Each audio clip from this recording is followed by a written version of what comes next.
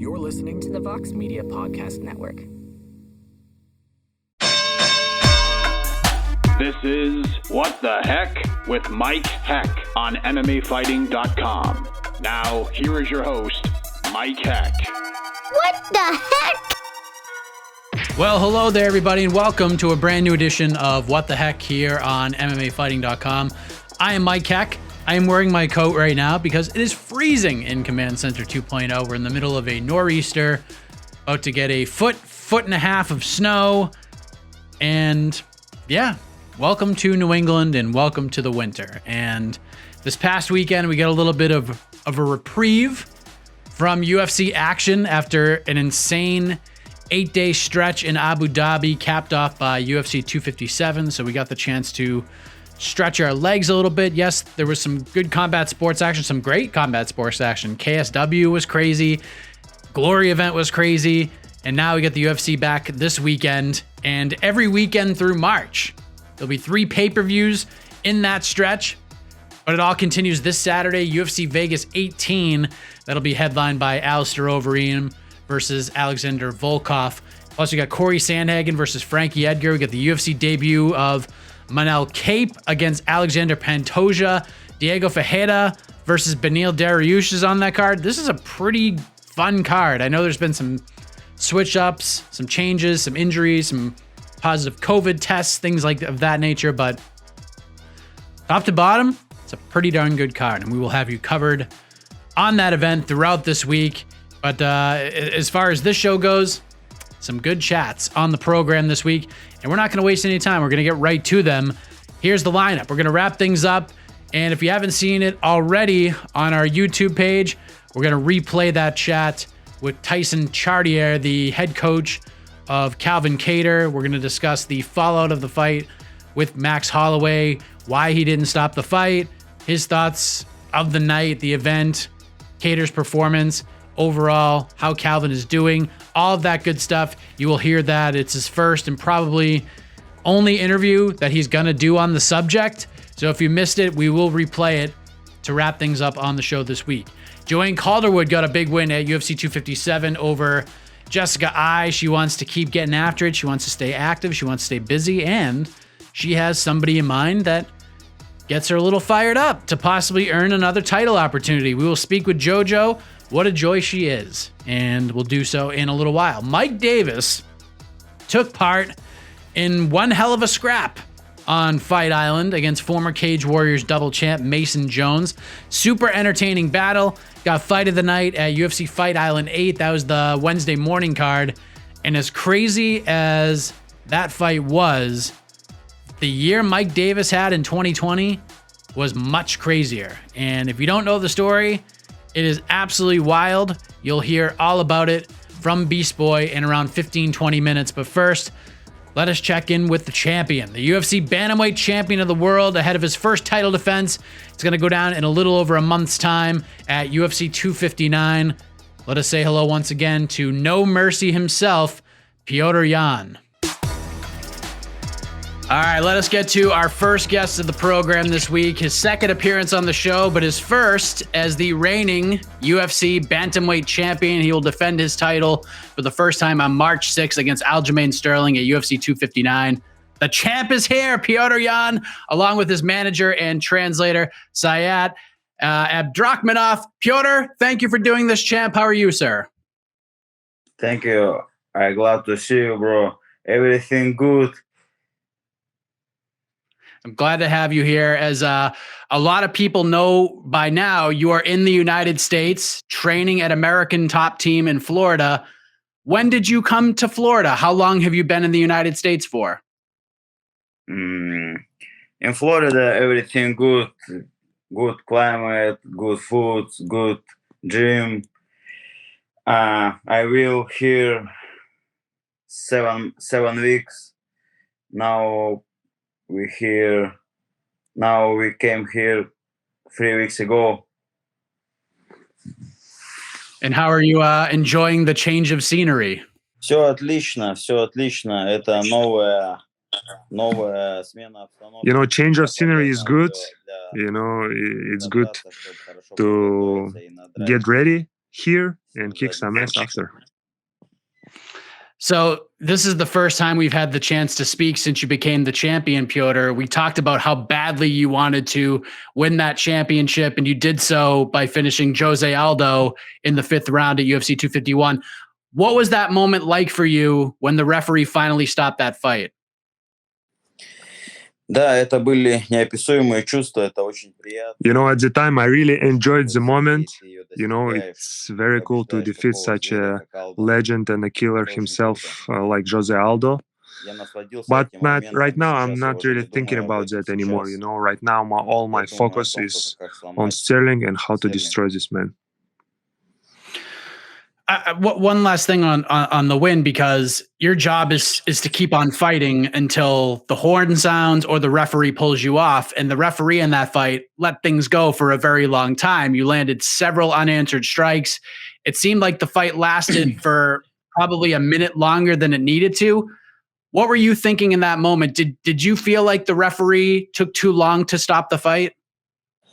Задача бойца в клетке делать работу до того момента, пока не вмешается рефери, либо не прозвучит гонг. Yeah, just like you said, my job is to fight until referee stops me or until the horn sounds. And, you know, in this fight, I was doing my job, and maybe referee could have stopped it earlier. But, you know, right now, there's no question who is the winner in this fight. Should have, maybe he stopped it earlier, you know, maybe someone will protest it. But right now, there's no question left. I would agree with that. What is it like being the champion, Petr? I know you have a big title defense coming up on March 6th, but you are the champion. Does it feel different? Do you feel like your life has changed at all? Быть чемпионом — это очень ответственно, да, но для меня очень важно защищать. Yeah, being champion is a very big responsibility, you know, but just winning the belt wasn't my ultimate goal. My goal right now is to defend this title multiple times, and I'm completely focused on that. And Aljamain is just next step on achieving my ultimate goal is in defending my titles many times.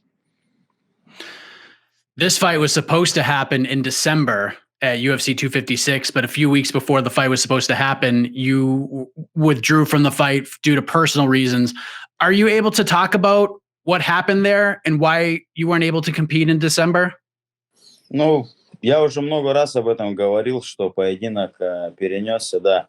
Но, во-первых, со всей этой пандемией, да, связано. Yeah, I explained it this already on a few different occasions. You know, the whole pandemic thing affected me, affected my camp, the visa, and you know, it's not really important when I will beat Sterling. Important thing is that I will beat him, so it doesn't matter when. I'm a champion. He can wait until his beating will come. In a fun way, you and Aljamain have like built this fight up so well over the last several months. Even before you won the title, you and Aljamain were attached to each other, and everyone has been excited about this fight ever since. Do you consider Aljamain Sterling at this point in your career kind of like your arch nemesis, your biggest competitive rival, or is there somebody else that sticks out to you?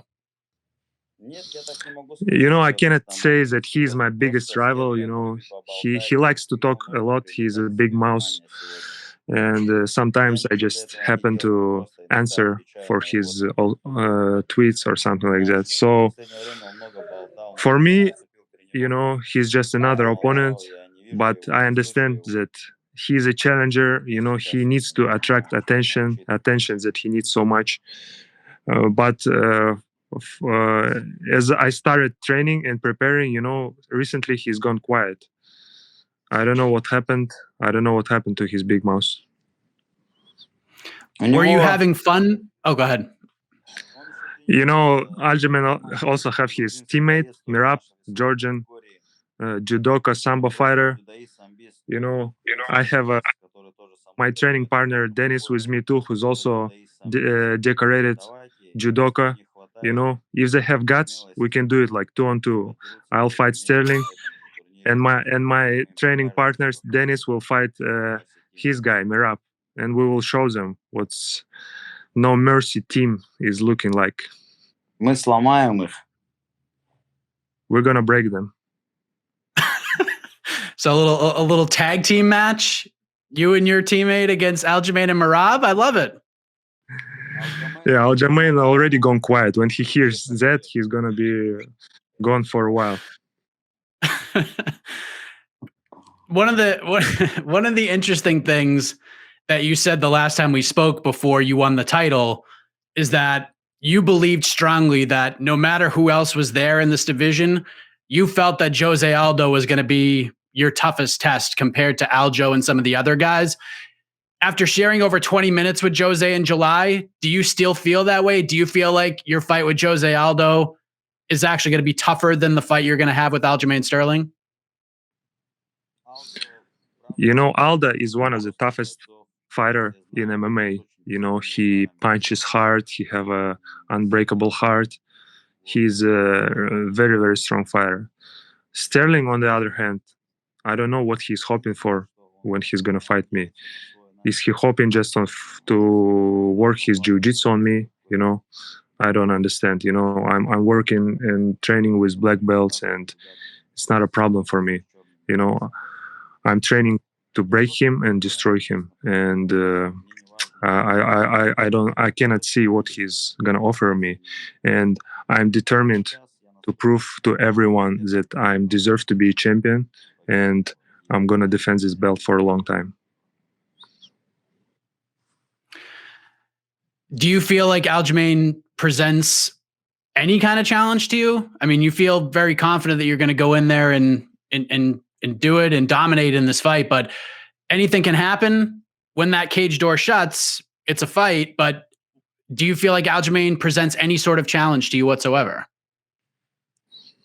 You know, I hope there's not going to be much of a challenge from his side. You know, right now, mentally, I'm so strong, and I believe and I have no doubt in my mind that I'm going to beat him in every aspect. And, you know, I believe that, you know, the thoughts are materializing. You know, whatever you think becomes real. And from myself, I just need to be focused, cold-blooded, and just go forward and get the things done. You mentioned one of your teammates that you've been working with to get you ready for the fight, the tag team match and all of that. But any other sort of new looks you've gotten over at American Top Team? Any training partners that you've been working with? Some new folks, so to speak? You know, American Top Teams, there's no shortage of sparring partners. There's many Brazilians fighters. There are many like champions of different organizations, many black belts. I'm working with everyone. I don't feel any trouble working with anyone, and in my head I'm so focused and so determined and confident that I'm gonna beat Sterling.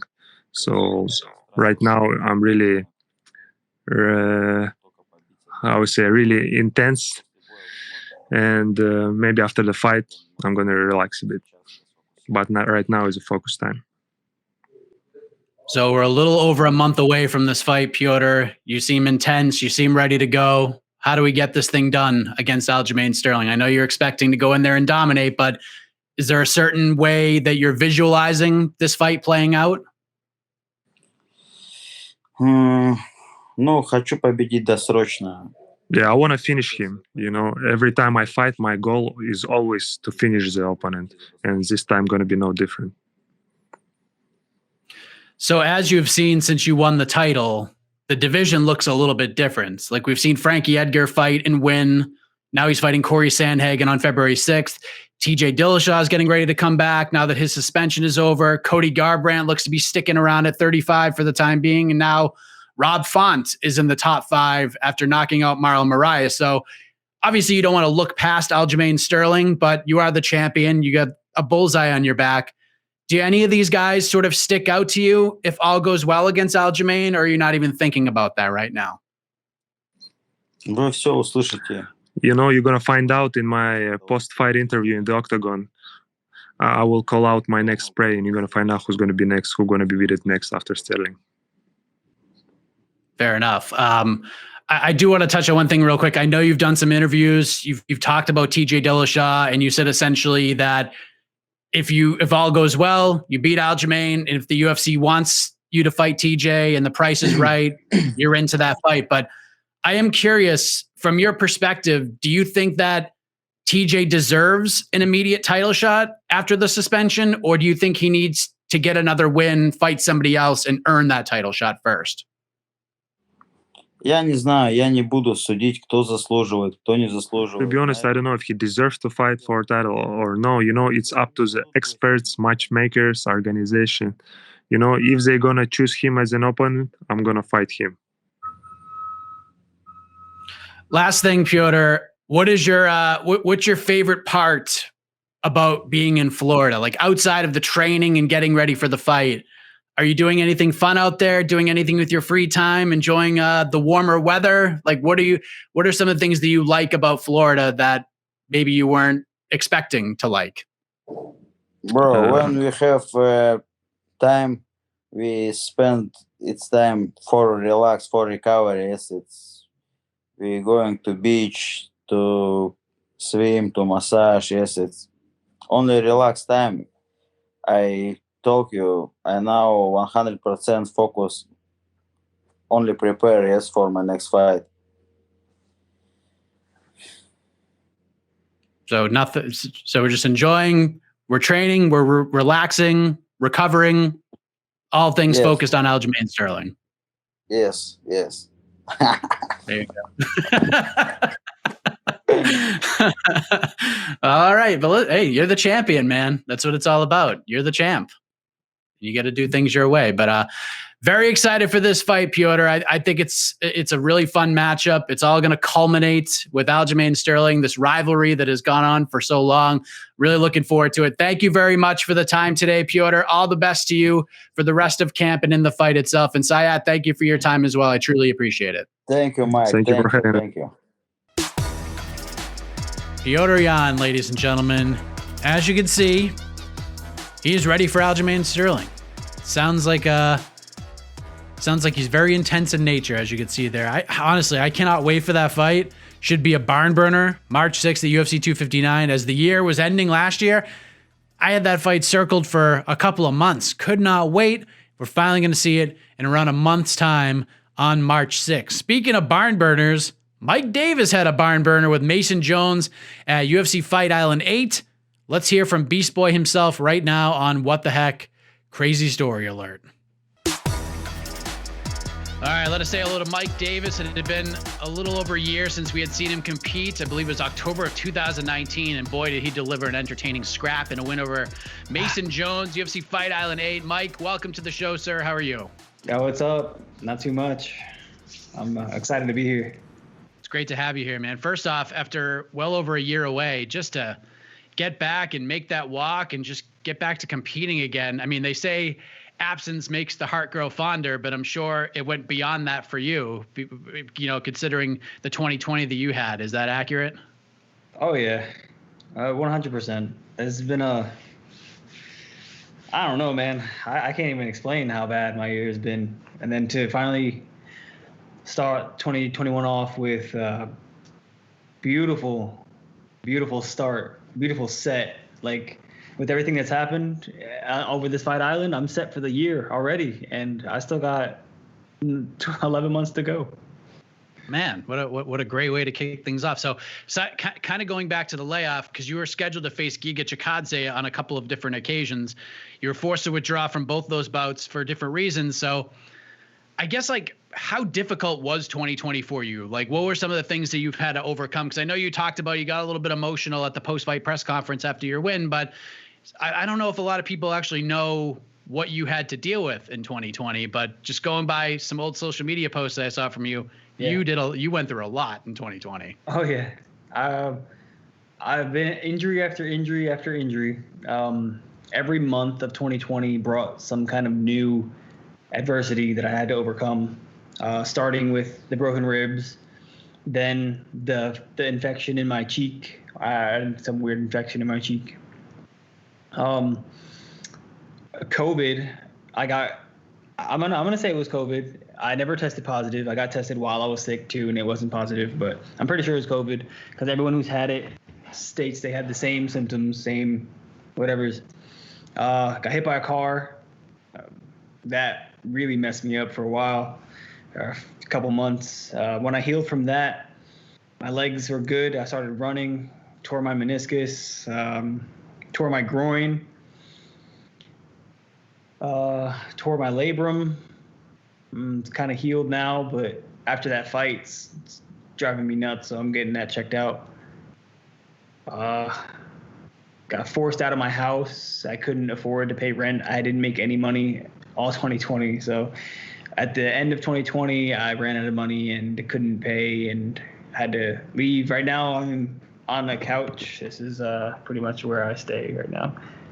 So I'm currently in the midst of looking for a place. I do have the money now to finally put a roof over my own roof over my head. So I'm excited to move into a place, I believe February 1st. I just got to find one that really sticks out to me. There you go. Now you have options, right? You're a bonus winning fighter. Yeah, so this fight really saved my life because I was in a bad spot. I was in a bad spot mentally and physically and financially. Now I feel saved. I really do. So you were hit by a car? What? Yeah. What happened? I was riding my bike down the beach. A lot of traffic, a lot of people there. And I went to go cross the crosswalk. And when I looked, there was no cars, but a car was pulling out as I was looking. I didn't see that car. And he just sped up to try and beat traffic. And I guess he didn't look forward and hit me, just T-boned me off my car, or my bike, I'm sorry. Oh my God, man. And straight T-boned me right off my bike. Jeez Louise. How did you react to that? Like, My adrenaline spiked so fast. I was gonna say. I was so mad, and I guess he pulled over and he saw me lifting my bike up with one hand and throwing it. So I guess he thought I was okay and took off. Ah, geez. Did they ever catch the guy? No. Ah, that's so ridiculous. Unbelievable. When you were dealing with all this, were you beginning to think, because I know in your post-fight press conference you said like that this fight saved your career in a way, you felt like it saved your career. Were you beginning to think that the door in fighting, because of all of this, that it was closing? Like, did it ever get to the point where it became like, you know what, I just can't do this anymore? Because like physically I could get back there, but financially, maybe even like from a mental and a spiritual perspective, yeah, I might not have any other choice. I thought about, because fighting I have to be healthy to do, and because I was injured literally every month of 2020, I was just thinking to myself, like, if I can't be healthy for even a month, I don't think I can be a fighter, and I'll never be able to fight. I'll never be able to get in the ring. So I might as well just call it quits and go back to school, finish my degree, or start coaching or do something else. I thought about it. What kind of got you back? What kind of made you turn the corner?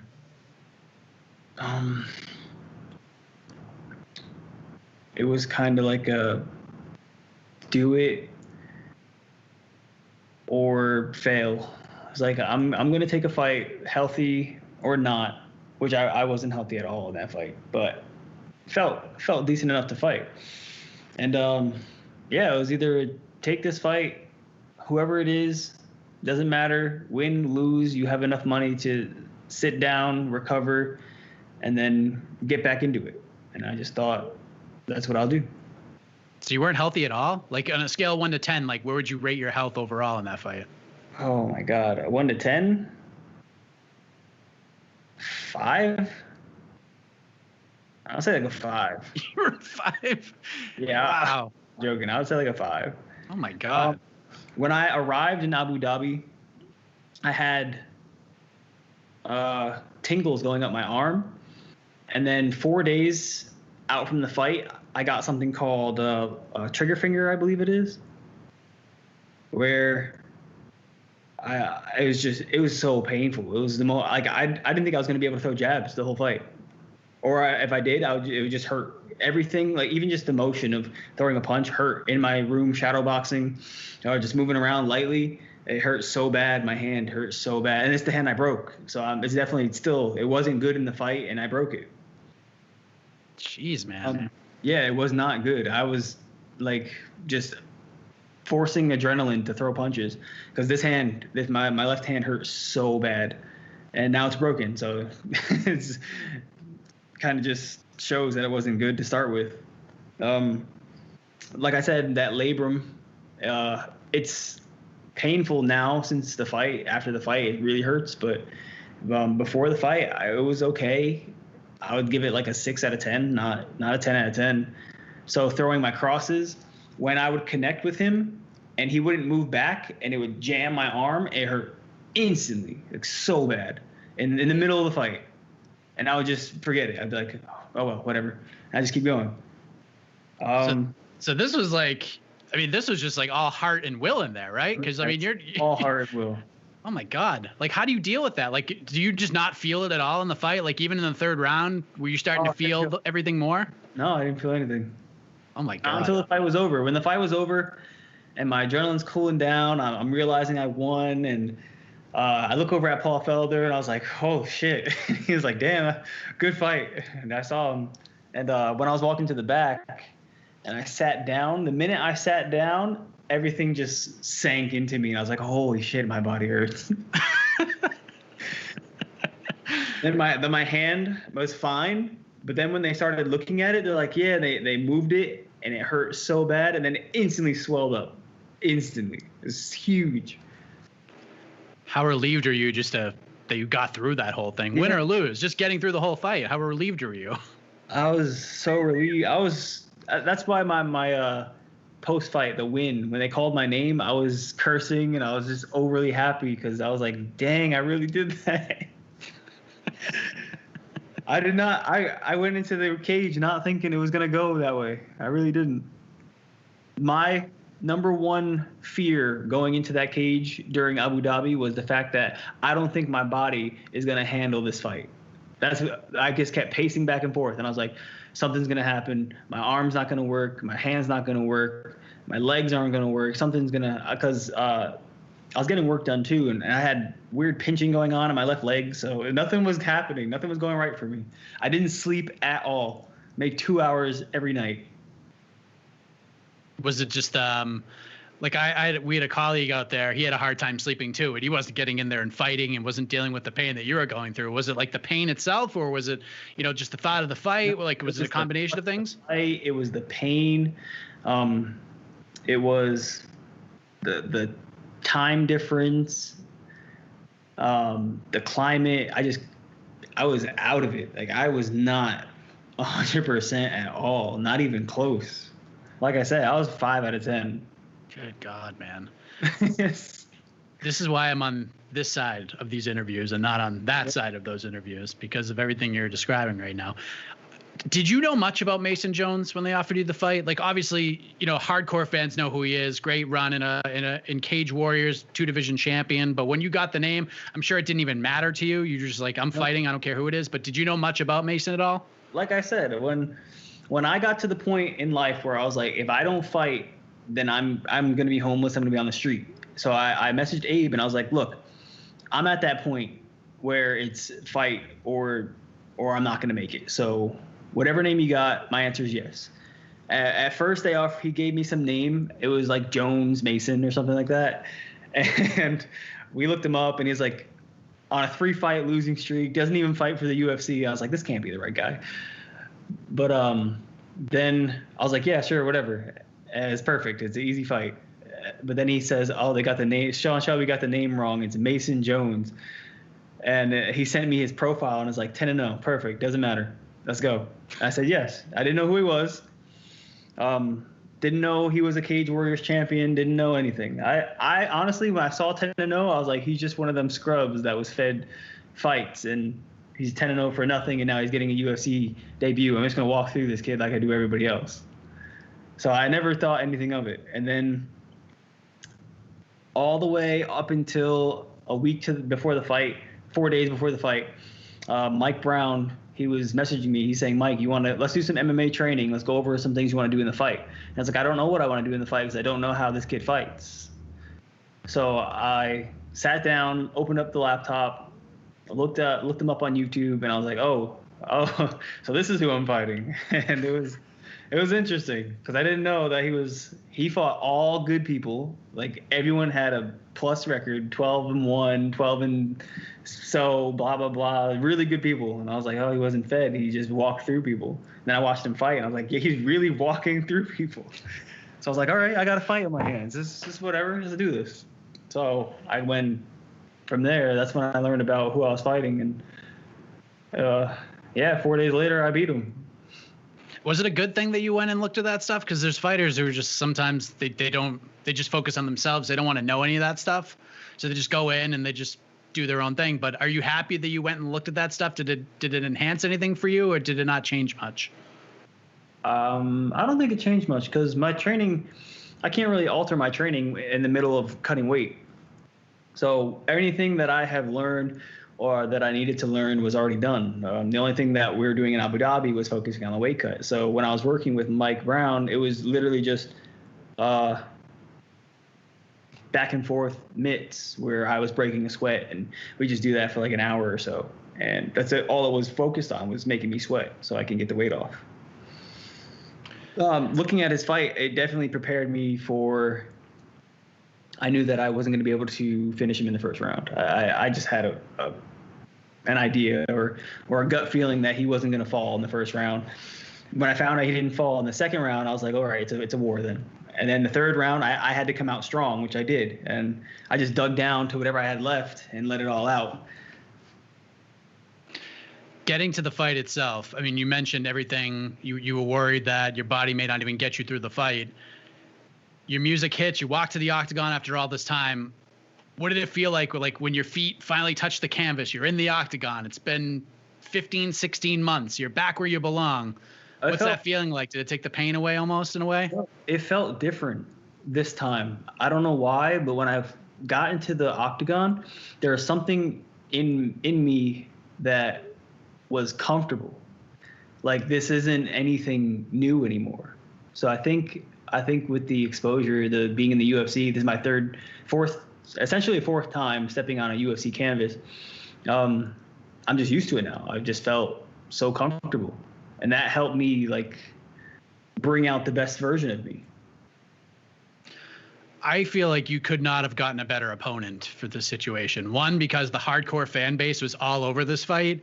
It was like everybody's under the radar pick. Like I usually post out like the morning of an event and I say, what's the fight that's not getting enough love? What's your under the radar pick? Everybody, like, it was like unanimous. It was this fight. And two, because he was so tough and so durable, it made you work that much harder and go through these different stages as a fighter that you have to go through. Plus you're dealing with all these injuries and stuff. I feel like this is absolutely perfect. Do you agree with that? Oh, 100%. With this fight, it definitely showed that I wasn't just some fighter who got an easy fight last one. I don't think Sean Shelby likes me, to be honest, but I've been fed to absolute monsters since I've gotten to the UFC. It started with Sadiq, then Gilbert, Thomas Gifford. I didn't ask for. He wasn't like planned for me, so that doesn't count. Sean Shelby didn't pick that guy. They just gave it to me because they needed someone to fill an empty slot, which I was ready. And then now Mason Jones. Like these three fighters, I think will be. Mason Jones can get up championship level, 100%. That kid's a championship level fighter, and he proved it. He's the only other two-time champion Cage Warriors besides Conor McGregor, and I think there's one more. But Conor McGregor is #1 leading on MMA boards. He's the most popular fighter in a way. But man, yeah, I don't think they like me at all.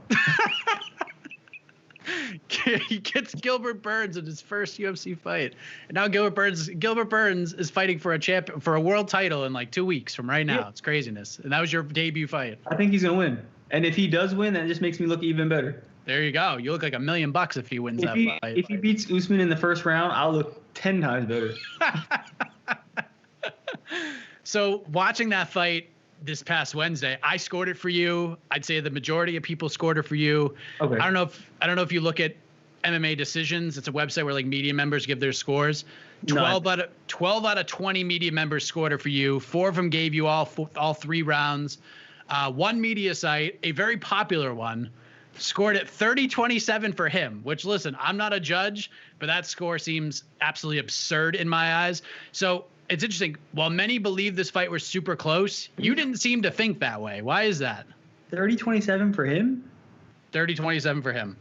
No, I posted a little thing because I was getting a lot of messages from Welsh people saying that you lost that fight and blah, blah, blah.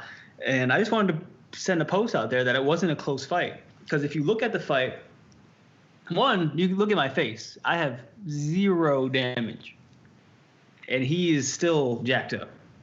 2, they look at damage, okay. But 2, not only did I score 3 or 4 takedowns, I stuffed all of his.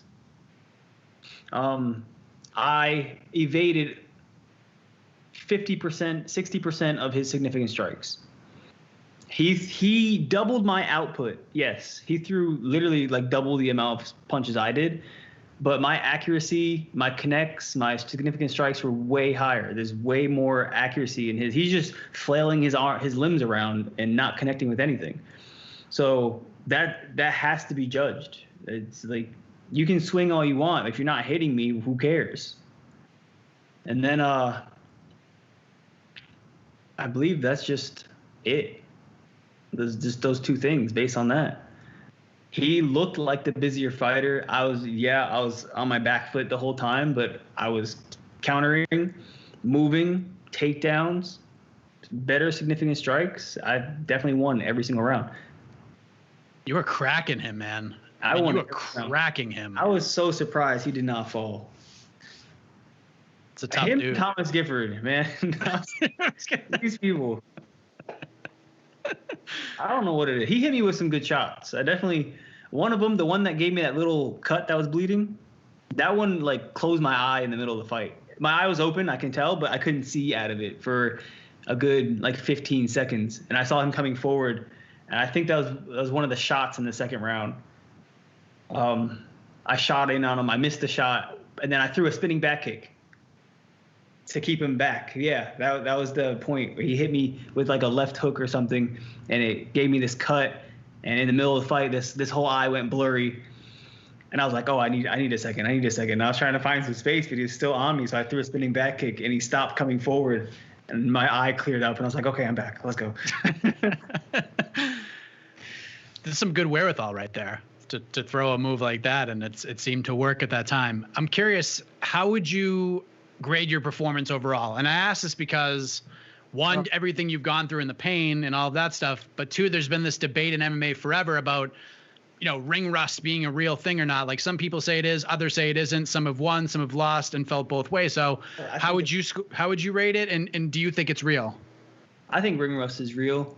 I did see a bunch of people saying that ring rust doesn't exist, but it's different because, yes, you're in the gym and you're fighting every day, especially if you're at a top high-level gym. I'm going in Tuesdays, Saturdays, we're kind of like cracking at each other. It's like a 90% sparring. So, yeah, it's like a fight. But you don't get the lights. You don't get to walk out to your song where everyone's focused on you. You don't get the tension, the weight that's put on you. It's not just you in that room. You don't get to step into this canvas where if you lose, it counts against you. Like at sparring, it's just you spar, you lose the match. Who cares? You're going with someone new right now anyway. It doesn't matter. But here, you lose, it really counts against you. You can potentially lose your whole career. So it's a way different feeling. And if you're continuously fighting, you're more sure of yourself that you are there to stay, especially if you're winning. Like Kevin Holland. Kevin Holland loves to fight, and that's because he's winning every fight. But if he stopped fighting for a year or so and then came back in, and he'd probably have a bad performance. I honestly think he'd have a bad performance. And it's a real thing. What do you think has been like the biggest lesson you've learned about yourself over these past like 15 or 16 months? Because, dude, you could write a book based on your 2020 alone. What do you think has been like, the perseverance alone is a story, but, what do you think the biggest lesson you've learned about yourself between your last fight and getting the win this past Wednesday? all the conversations that I've been having since the fight, how they've given me wolves. They've fed me literally to the best of the best. And not only do I hold my ground, I either win. I either win or I hold my ground the whole time. And the thing with that is, they said from my last, I'm 4 out of my last 5 fights, I think. 4 wins out of my last 5. And the previous 2 wins, 3 wins were me pretty much the same. Like the opponents are really tough, but I'm dominating them the entire time. Clear domination, one-sided. Now I fought Mason Jones where it was competitive. It wasn't a one-sided fight. I had to really fight, but I still, in a sense, dominated that fight in every aspect of MMA. It was an MMA fight. I made it gritty. And learning that I can not only win a domination, but I can win when I'm overcome with adversity or I'm really put into a challenge, it showed me that I'm ready to be at this level and that I need to step it up. So it really opened my eyes to the fact that I am a UFC fighter. Because honestly, before this fight, I was worried that this could be my last fight. Like Thomas Gifford, he had 2 fights in the UFC and they cut him. And I didn't want to be cut because I lost to Gilbert. I won against Thomas, but then if I lost to Mason, that would be 2 fights out of my contract that I lost. And I was just fearful that I wouldn't sign another contract. Yeah, I mean, especially after the year you went through, I could see how you feel that way. I feel like if you ask most fans, they would probably disagree with you because you are an exciting guy. I wish we could erase the Thomas Gifford fight in a way because you beat him up really badly to say it as nicely as possible. But can I just ask you, how the hell did you get to 145 pounds? I mean, you fought Sadiq. I can still make 145. You can still make 145? You seem massive on television. Yeah, I can make 45. Is it like a huge cut for you? For this weight cut, nobody asked about my weight cut. But for the weight cut, I showed up at the venue in Abu Dhabi. I was like 165, I think. I was eating, drinking 2 gallons, 3 gallons a day. I was eating 3 or 4 meals a day. And every single morning I would run 3 to 7 miles every single morning with Dustin. They would join me, Dustin and Mike Brown. And just as the days go by, my weight gets lower and lower. Now it's the day before weigh-ins and I'm 161. Or the day before weigh-ins, I'm 161. And I go in dressed in my sauna suit. I hit pads with Thiago Alves for 5 3-minute rounds. And then I do, I think it was 35 minutes in the sauna and I was on weight. I was 154. Wow. Yeah. I was like 153 and a half. So in the morning when I woke up, I had, I forgot what I ate. A donut. Oh, a donut. Yeah. I had a donut. It wasn't really like a donut. It was weird. It was some Abu Dhabi donut, but it was a donut and a bottle of water, and I weighed in 154.5. Wow. So you can get to 45? I think I can get to 45, especially since we had a sauna. Like Dustin requested a personal dry sauna that no one else had, so it had made weight cutting really easy in that dry sauna. Oh, there you go. It's good to have championship fighting teammates, right? Or main event teammates. That's massive. That's so massive. So like in your world, I mean, it's nice to be able to have both options if you need them, especially if you want to stay active. But do you prefer one weight class over the other? I mean, 55, obviously getting there is much easier to getting 45, but I can eat and I don't have to kill my body. And cutting to 145, it takes a lot of mental power, like willpower. Sometimes, like the first couple of times I did 45, I was crying. It hurts. It's unpleasant. And then, sure, like the next day, my body recovers. I drank a bunch of water. I'm back up in weight. I got some of my strength back, but mentally, I'm not going to be there. Like I'm not 100% ready to fight. I'm not happy. I'm not excited anymore. My body's just thinking like, wow, I just cut all this weight and now I'm back to normal, but my body, my internal like functions aren't back to normal. They've just secreted a bunch of toxins and prepared my body for starvation. So I'm not ready to perform. So 145, yeah, I can make it, but I don't feel as good as I do at 155. That makes sense. You mentioned Dustin Poirier. Obviously, this is a big week for ATT overall. I mean, it wasn't an undefeated week, but your win, then it was all capped up by Dustin Poirier knocking out Conor McGregor in the second round. And listen, from everybody I talked to, common theme when it comes to Dustin Poirier, it's been couldn't have happened to a better guy. And he's a teammate of yours. He helped you cut weight. You guys did it together in a way in Fight Island in Abu Dhabi. How did you react to seeing Dustin put Conor away the way that he did? I honestly, I didn't call it that. I thought Dustin, because Dustin has crazy cardio. So I thought Dustin would bring it into like the third or fourth round where Conor wouldn't be able to go, because I don't think he's ever really been there. And he would TKO him in the third, fourth, or fifth round. For him to completely handle Conor like he did, it took him a round. I saw that he was a little tense and that he was like probably thinking about what happened in the past. Honest as a fighter, he fought him already. He's probably thinking about how he got knocked out in the past. He was a little hesitant, but going up a weight class, he gained so much weight, so much power that I think when he was fighting in the first round and he noticed that Conor threw everything he had and he took it, he noticed that this was his fight. Like he's a bigger and better person now. So the second round, he turned it up and really took him down. I was not surprised. I was very, very ecstatic for that, because two fighters fighting two people from Europe with essentially both the same like credentials, background, 2-time champion Cage Warriors. And I was so happy that we both beat both those people. And we're both in the same gym, same place. It's incredible.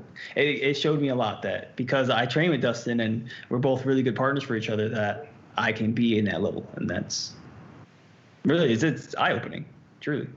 That's great. That's great. The confidence is rising, Mike. You can see it in your face right now. So perfect world. You know, I mean, you got some healing up to do, but when do we think we see you back in there? What's kind of the target date for you? I'm hoping my hand doesn't need surgery or anything. It's definitely coming back. So I would say as long as my suspension, because I am pending suspension right now. So as long as my suspension isn't 180 days, so I don't want that. Hopefully it's like 60-day suspension and I can get back in April. I would like to fight whatever card happens here in Miami in April, where Masvidal, I think, is fighting Kobe, maybe. Is that done? I think so. I think it's being made right now. You think so? In Miami?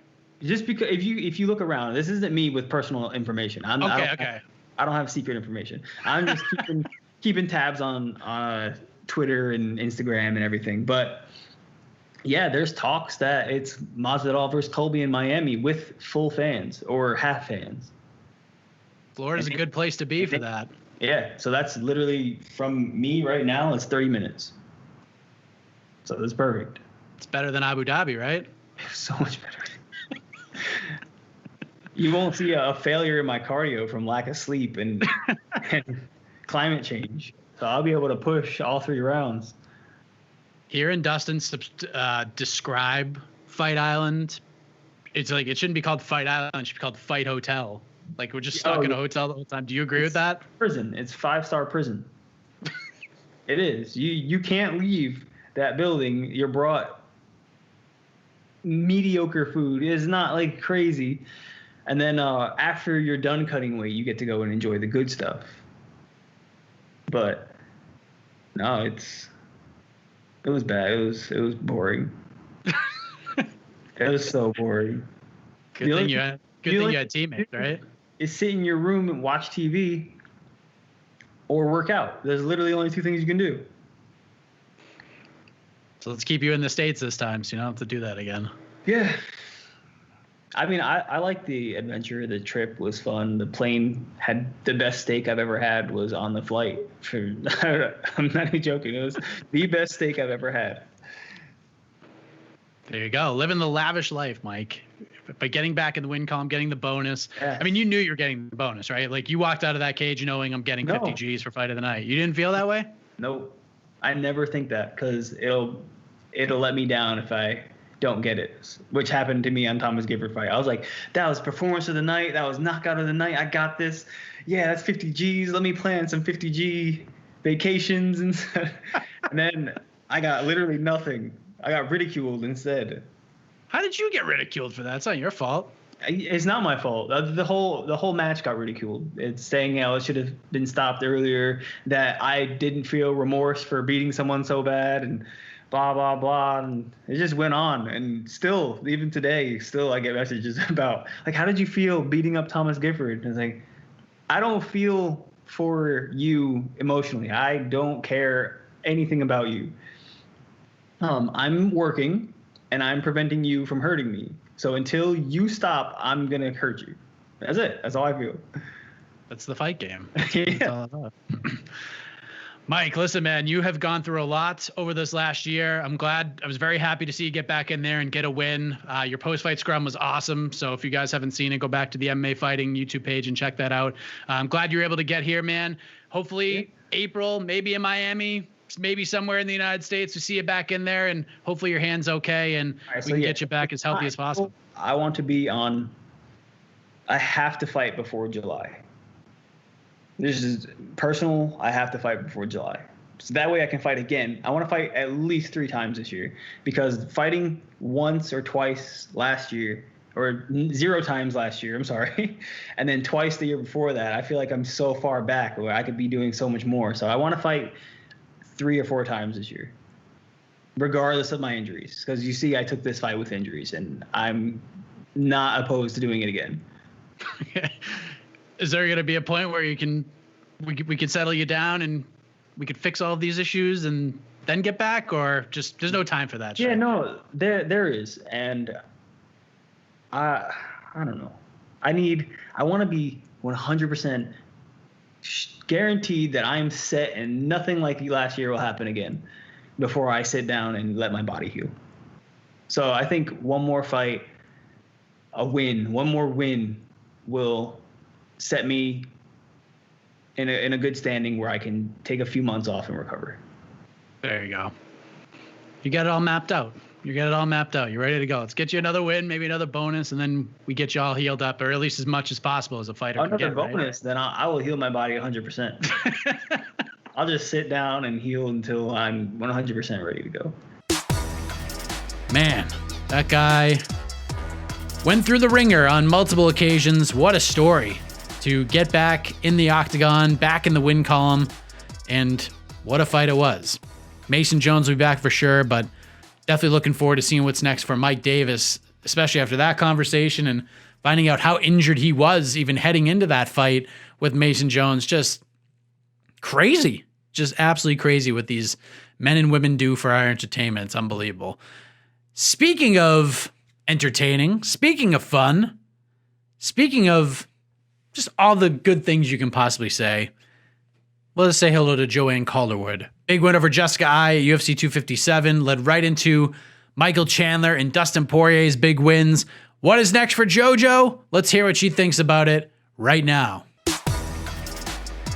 All right, let us welcome in our next guest. Of course, UFC 257 was a memorable event, a lot of bright spots, and one of those bright spots came from our guest at this time, Joanne Calderwood, who earned a unanimous decision win over Jessica Ai on the main card. Joanne, how are you? I'm awesome. Still buzzing, still smiling. It was just a great performance. Congratulations on the win. I know in the build-up to the fight, there was a lot of talk about the Jennifer Maia fight, and in hindsight, you regretted that decision, but you had to pick yourself back up and try to get back in the win column, try to get yourself back into the place where you earned yourself a title shot. Did that win over Jessica, did it sort of get that bad taste out of your mouth, kind of put that other loss behind you in a way?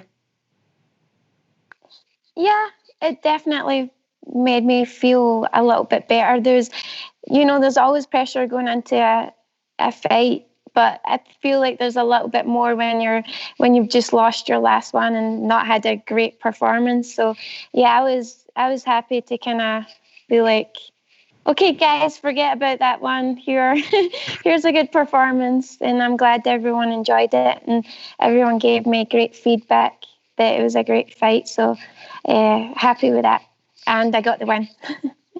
You had spoken with my colleague Damon Martin before the fight, and you said something that was kind of interesting. You essentially said that right now in your career, everything is coming together for you, but you wish that you had your crap together earlier in your career. And you said that if you could find ways to not do something, like not train or do something beneficial, you would go with that feeling. When did that switch sort of flip for you? Like, what changed to get you into the place you're at right now? I still feel like it's still going on, but definitely maybe like the past couple of years, Syndicate has been a big in the UFC Performance Institute as well. I just feel like everything has came together, and then obviously meeting my fiance, and I don't know what the turning. You know what? Actually, it was probably when I made that decision to come to Vegas. And before I came to Vegas, I was in Australia for 3 or 4 months, and I basically had turned my back on the sport and was like, you know what? I need to focus on myself. For those months, I just worked on myself. I was, just kind of had me time. And then I felt better from then, and then I made better decisions, and then I went to Vegas, and then the rest started happening, and I feel like I was just in a better mindset of, okay, no, I'm going to give this another go, and I'm going to give it my all, and I'm not going to make excuses. I'm not going to feel sorry for myself, and life is not hard. Life is hard for everyone, and you just have to get on with it and never give up. So yeah, I think that would be the turning point when I came to Vegas after those months of Save My Soul. It's funny because your career is based on getting locked in a cage with another woman and going upwards of 15 minutes, maybe even more if you get into a main event or a title fight. But sometimes in this world, your toughest opponent is yourself, right? And I feel like, from what you just said, I feel like you had to kind of beat yourself in a way to get to this place. Am I kind of on the right wavelength here?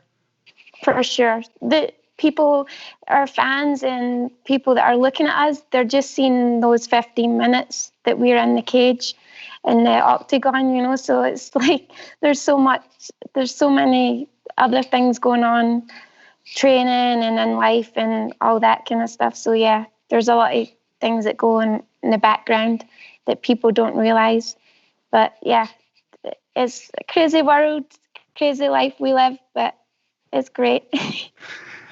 This fight with Jessica had a lot of build to it. It was categorized as a grudge match, although she said there was like no beef on her end. But you said in that conversation with Damon that you never really fought anyone that you really, really wanted to punch in the face like this. So let me ask you, did it live up to the expectations? Did it feel as good as you hoped it would? Yes. Yeah. Yeah, it was so good. And yeah, it's funny because she said she had no beef, but it's like, go back. Are you delusional? And I think she is. It's crazy. There is a lot of stuff she says, but she genuinely believes that she didn't say it. And yeah, it's funny. But yeah, it definitely felt good punching her and kicking her in the face. Right off the bat, you two ladies just met in the middle and you collided. There was a lot of clinch work, a lot of dirty boxing. This was just like one of those, it was like one of those like after school kind of fights, especially in that first round. And I'm sure you expected her to come in and try to take you down, but her coming out so aggressively right off the bat, is that something you were prepared for, or did that surprise you? Yeah, for sure. I knew her watching my last fight, she was going to do that and try and take it to the ground. It's a smart game plan for if you're watching my last fight. So we did think she was going to do that. And I just wanted to make it known that I was not there I'm not going to be a pushover. She may think that I'm fake and I'm quiet and all that kind of thing, but that's okay. in the cage, I am completely different, but that's not fake. That's me doing my job. And I don't have to be a loudmouth or anything. Like, I'm there to get the job done. And I just wanted to get in there and put my hands on her, and I guess it showed. The first round, you were able to do more. It was very competitive for the first 5 minutes. But the second round, like, everything changed. The front kick to the face, it was just gnarly, Joe. It landed right on the button, and it seemed like whatever momentum she was trying to sort of build to herself, it just went away and went all the way over to your side. And you were starting to figure her out a lot more. You were going to the body. Your counters were very effective. What was that conversation like with John in the corner between the first and second rounds? Because things really changed, and you turned things up a notch heading into round 2. Yeah, I think he was worried that I was going to gas out. He's like, yeah, let's calm it down a little bit. But I knew I had it, and I knew that I wanted to go in there and throw everything at her. And I wasn't worried about gassing out. You know, it's a fight, and I've been there before, and that's kind of my work ethic. I just go in there and throw everything I can. So, yeah, and I wasn't scared of the takedown. You know, I was so confident. I just knew that it wasn't going to go in her way, because I knew she was wanting to take me down, and I just saw everything, and I just knew I wasn't scared, and I knew that she was hoping that I would be. She was hoping that she was going to come in and maybe get the JoJo that fought the last time and run through me, but I was on the ball, and I was not going to let that happen. You took her down, which I thought was pretty cool, because I don't think a lot of people saw that coming. It got right back to the feet, but were you just kind of giving her a little something more to think about, a little gamesmanship on your end, perhaps? Yeah, we definitely wanted to add that in. I think it was in the second or the third round. But, yeah, we just wanted to get her thinking, wait a minute, why is she trying to take me down? But obviously I wasn't going to engage on going to the ground with her. Just wanted to throw that in there. Can I ask you about the burp? How'd that feel? What do you want to know about it? If it was a smelly one or what? I mean, it was right there for the world to hear. I know, I'm a bit disappointed that I didn't say pardon me, but I don't even remember doing it. I don't recall it happening. So it was funny that I saw that on Instagram. I was like, oh my gosh, that's hilarious, but also embarrassing. Hey, listen, you probably felt better and you won the fight. So maybe that's something you have to do for every fight now. It's good juju, right? Just bark my way to victory. Well said. Third round, more of the same. You landed a big knee. That was kind of like the exclamation point for the fight. And it was pretty clear you were going to win. But coming out, if you followed social media and stuff, a lot of people felt like that was the best performance of your career. And you've had some really good ones, some finishes, but the overall body of work from start to finish, a lot of people felt like this was the one, like this was your showcase fight. Do you feel that way going back and watching that? Or do you think there's been some better ones along the way? Yeah, only probably because it's fresh in my memory. I'm sure if we go back and watch some of my old fights, that's my 40th. I think that was my 40th fight, professional fight. So it's a lot of footage to go through. But yeah, for sure, there's been better performances in there, I would say. But this one's fresh in everyone's mind. So let's just go with it. And it was a good opponent to beat. I'm sure everyone was on my side for that. Have you gone back? How many times have you gone back and watched it? Just once, after when we were still on Fight Island, actually.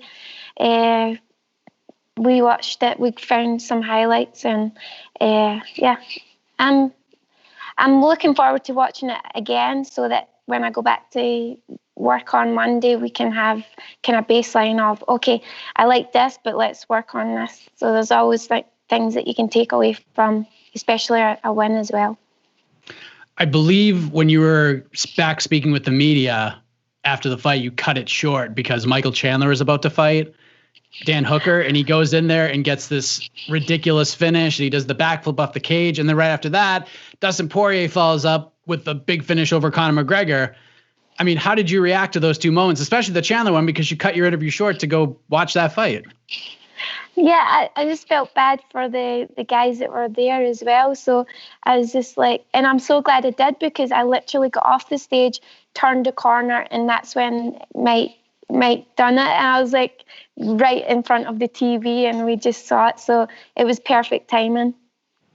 What did you think of Dustin's win over Conor? I know, you had picked Conor, and I understand why, but, kind of seeing that all play out and seeing Dustin get the biggest win of his career, what did you think of that performance? Man, this sport is crazy, and it just shows you just anything can happen in there. And happy for Dustin. I love the both of them. And yeah, it was great for him. Sucks for Conor, but he's very humble, and he's lost, and I'm sure he'll come back. And he's got lots of money, so I'm sure it's the least of his problems. That's a good point.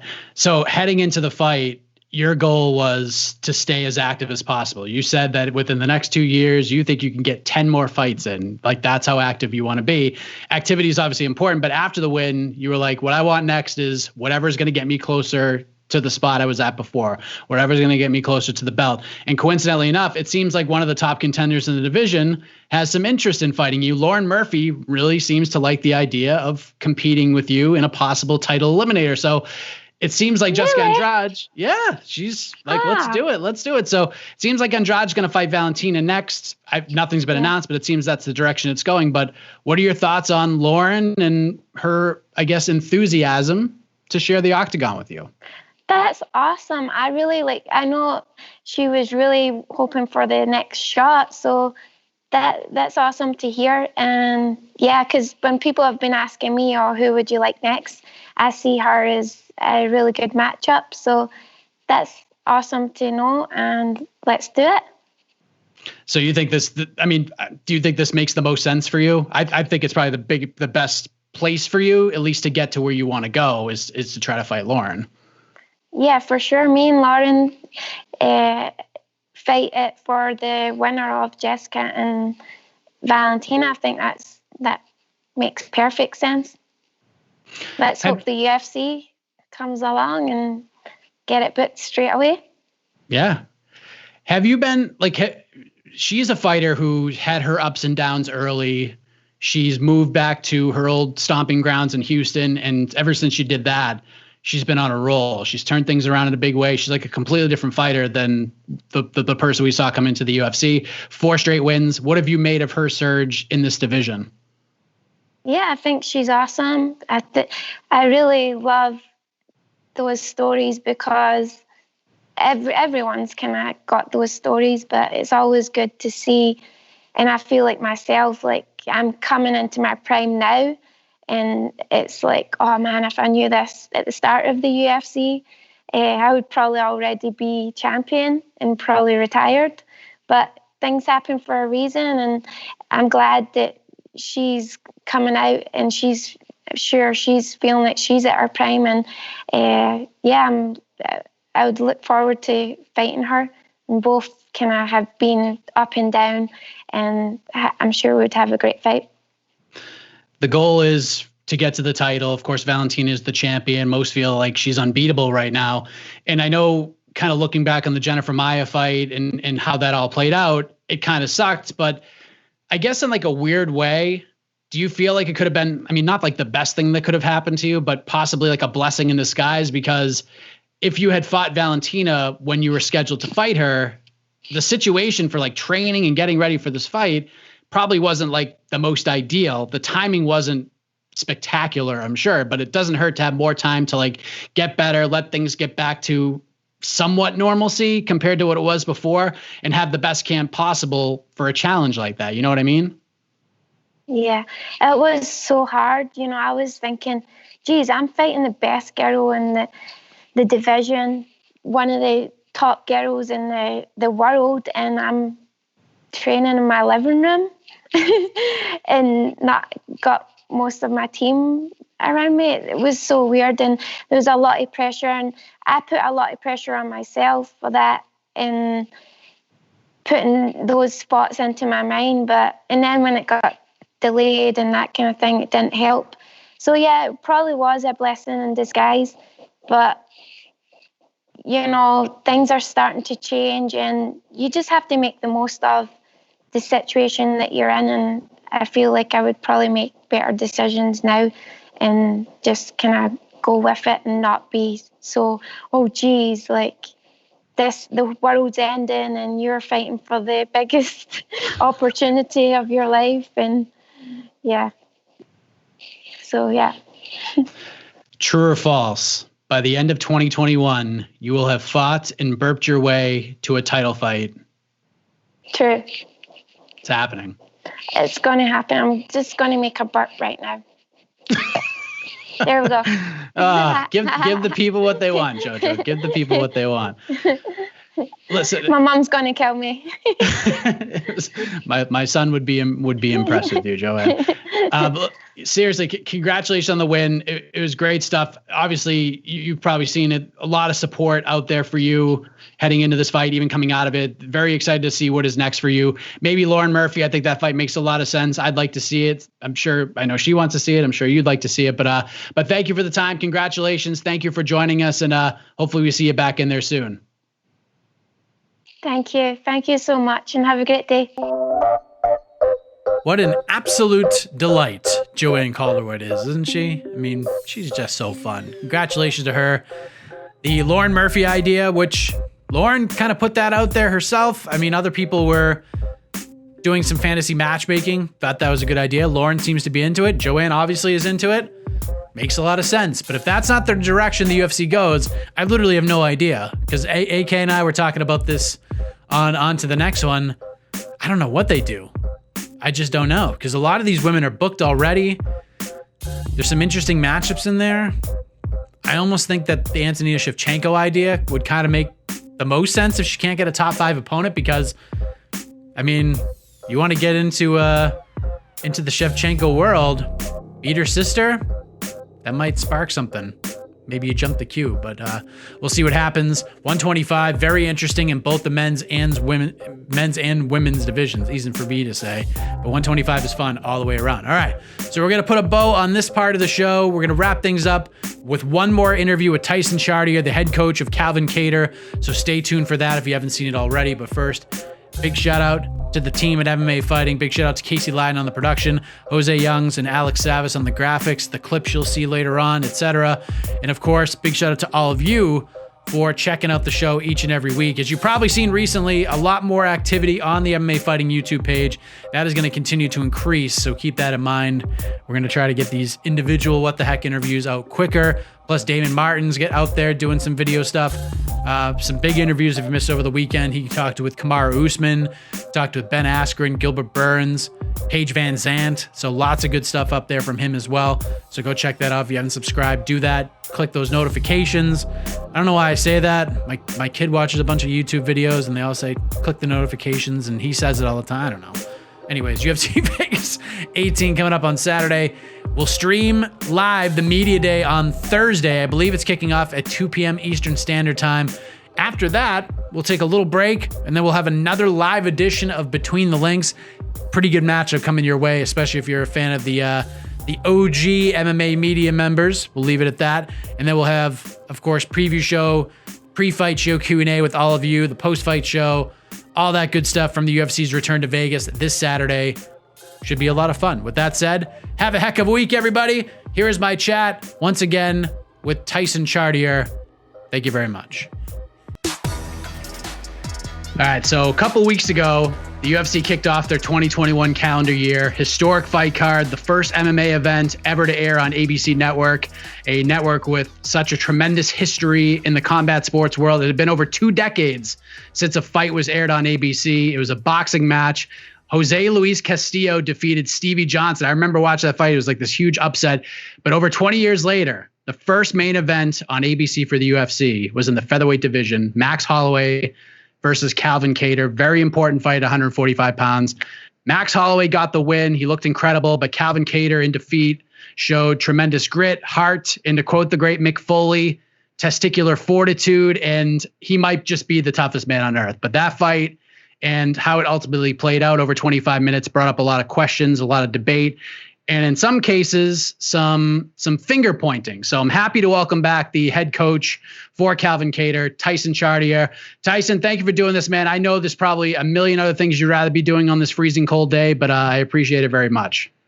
No, thanks for having me on. It was, it's cool to see ABC getting some fights back, and there was a lot more eyes on this fight than past fights. It had a different energy to it. People from my past that, not necessarily UFC fans or fight fans that were watching, people messaging me like, oh, my mom watched you on TV, stuff like that. So you can definitely tell it had a different buzz to it, like a big pay-per-view feel. So, it's unfortunate how the fight went, and that's the sport. You got to go with the highs and try to absorb the lows. And at the end of the day, we have that Patriot mindset. It's always like on to the next one, learn what we can from the last one and then move on to the next one and try to make sure it doesn't happen again. More importantly than anything else we're about to discuss, I know some reports came out after the fight that Calvin suffered a broken nose, needed like 8 staples in his head to close a cut. 13 or so days later, as we're talking right now, how is Calvin feeling? I had to keep Calvin from working out. He's pretty normal. His family's, his mom and his brother-in-law are in town for the week. So he's been doing a lot of family time. Every day it's me, just, hey, relax, because he, the day after the fight, he was riding an exercise bike and, asking if he could go for a jog. And, we're like, no, you got to rest a little bit. And, it's just, he's antsy. He's itching to get back to work, but obviously we're going to be prudent. We're going to, I'm leading on the PI and their staff a lot to try to make sure that we're just erring on the side of caution with, recovering from a big fight like that. And, Calvin hasn't had a break since really he came into the UFC. Before that Ricardo Lamas fight, he had a little bit of a break after the fish cold while we were working out a new contract. And since then it was like Lamas, the beat, and then right from the beat fight into, camp for Stevens for 18 weeks. And then right from there was a quick turnaround against Ige. And then right from there, we thought we were going to fight Zabit again. So we were in camp, and then we were being told we'll probably fight Max. So this is the first time that he's really been told to, like, hey, stop, rest, and, just fully recover. So I think this will be a good time for him to just, totally rest his hands, let his nose heal, and, just rest his head and get back to it, at the end of the year. And, that's going to be easier said than done. Calvin's always the guy that he wants to work, he wants to be in the gym every day. And if he's not, he's getting anxious. And, so it'll just be, us listening to the PI, leveraging their resources and figuring out the safest way to come back and on what timeline. So it sounds like already that I'm taking more of a conservative timeline than maybe they're suggesting. They're like, oh, wait to do this until this. I'm like, well, we're not doing that anytime close to that timeline. We're going to wait longer. So they're happy with that, that we're not trying to push him back in. And I think all things considered, he's doing, for how it looked on TV and how, a lot of people were concerned after, is, he's doing well, all things considered. Easy for me to say it's the guy that's not, the one that got hurt, but he's in good spirits. I can say that, he's in good spirits. We're trying to, reel him back from, not jumping back in the gym too quick or anything like that. So, we're all being safe on our end. You had mentioned that because the last time Calvin had fought, also in Abu Dhabi in July, when he fought and beat Dan Ige, and the way that Fight Island in the quote unquote bubble was handled back then seemed far different than it was this time around. Like Dustin Poirier talked about it after he beat Conor McGregor. He said it wasn't Fight Island, it was Fight Hotel. He said it was like very prison-like. So how much different was it for you guys heading into this fight compared to July? Like, was it as Dustin described it, or was it a little bit different for you guys?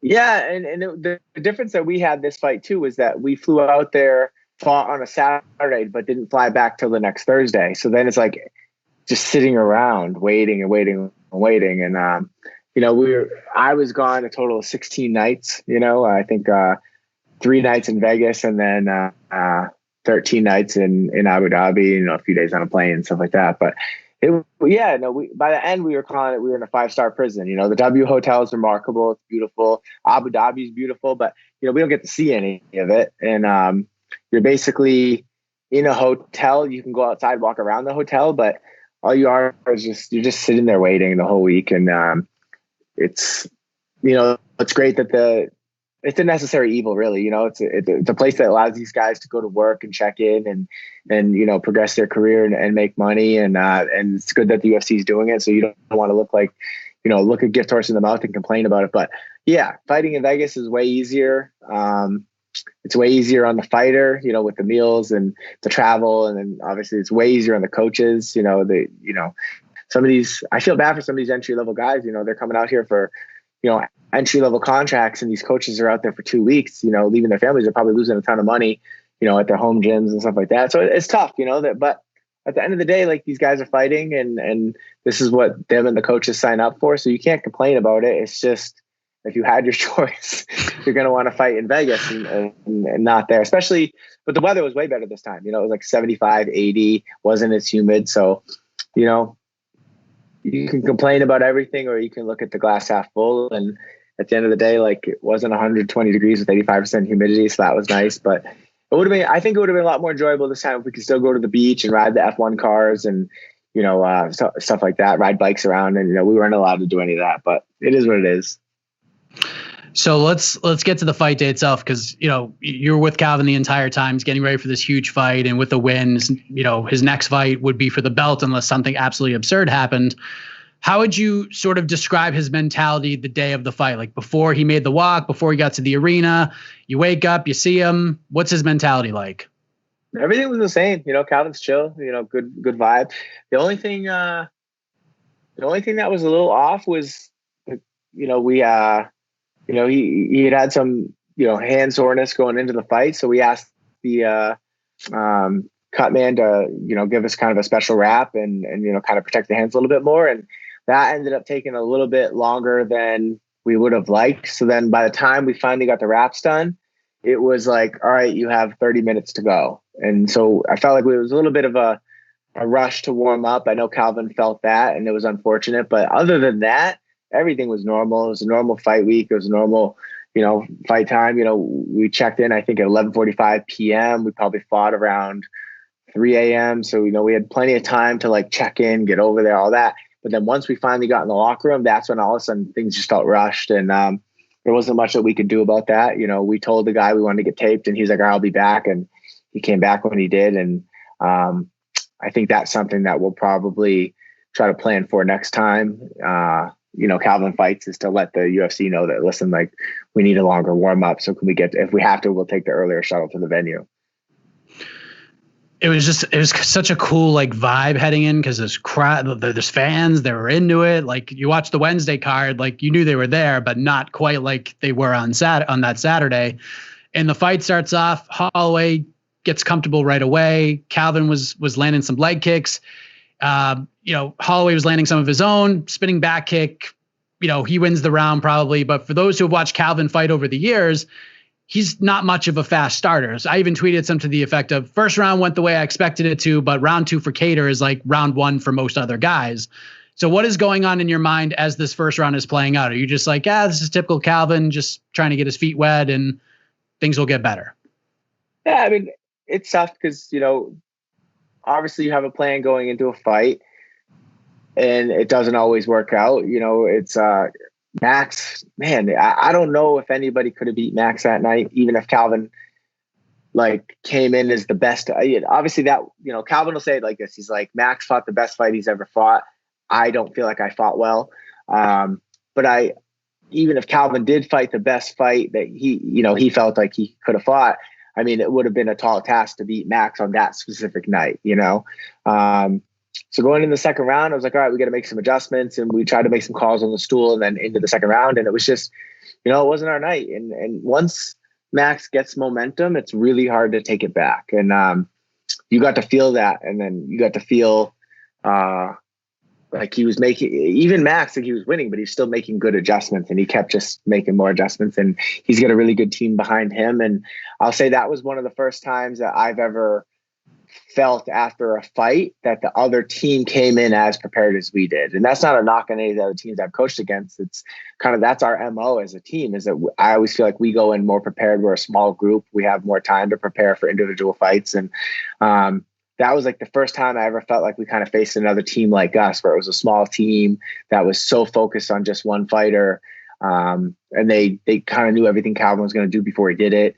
And they had an answer for everything he was going to do. And you know, it was impressive seeing Max execute against stuff that Calvin was doing. And it was definitely something that I think is going to force our team to kind of take a step back and like, all right, we can fix some things. And, you know, there's always things you can fix in a fighter, but when Calvin's doing as well as he's doing, it's like, if it's not broken, don't fix it type thing. And I think, we'll have some things to get back to the drawing board and work on now. And I think, you know, you always say you win or you learn. It sounds cliche, but like, you know, I'm going to learn a lot off this one. I know Calvin's going to learn a lot off this one. And even Rob, watching as a corner and a teammate, he's going to learn a lot in his career off of this one, you know?